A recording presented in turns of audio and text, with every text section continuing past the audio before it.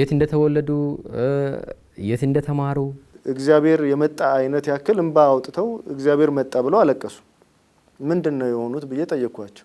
ያንንም የማስተካከል ስራ እየሰራችሁ እንደሆነ ያው መረጃው አለንና ተስፋ ቆርጠናል፣ በቃ በአጠቃላይ ህይወታችን በሙሉ ጨልሞብናል በሚል አለቀሱና ሰላም ነጽተን ማስፈን ቀዳሚ አጀንዳ አድርገው ነው የተነሱት። ስናጣራ ግማሹ መሬት ያለው ነው ወይ በባል መሬት ያለው ወይ በሚስት መሬት ያለው።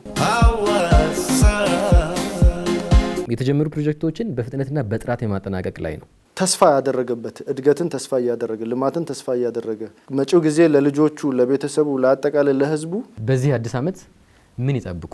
የሐዋሳ የባለቤትነት ጥያቄም በወቅቱ ጎልቶ የሚነሳበት የነበረ ነው።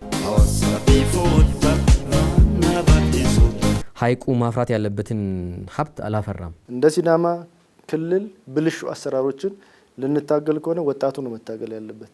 አሁን ስራ እድል እንዲፈጠርለት ይፈልጋል፣ ምቹ ሁኔታ እንዲፈጠርለት ይፈልጋልና እኛ እየመራን እኔ እየመራው የራሱ ያርሶ አደሩ ልጆች እየመሩ ፍትህ የሚያጣ ከሆነ የሚጉላላ ከሆነ ወይኛ መልቀቅ አለብን፣ ካልሆነ ማስተካከል አለብን። ምንድነው የሚያዝናናው? እስቲ አሁን ላይ የሐዋሳ ከነማ ደጋፊ ነኝ።